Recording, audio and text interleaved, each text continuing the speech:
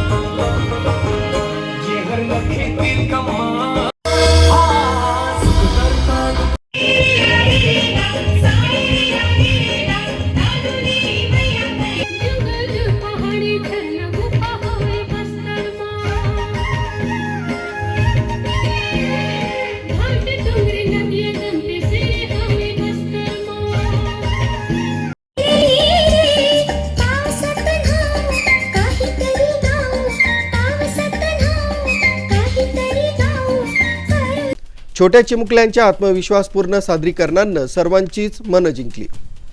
यावेळी मान्यवरांनी शाळेची पाहणी केली। दुर्गम आदिवासी भागात असूनही शाळेचा स्वच्छ व सुबक परिसर, नीटनेटके वर्गखोली, शैक्षणिक साधन सामुग्री आणि विद्यार्थ्यांचा शिस्तबद्ध सहभाग पाहून पाहुण्यांनी समाधान व्यक्त केलंय।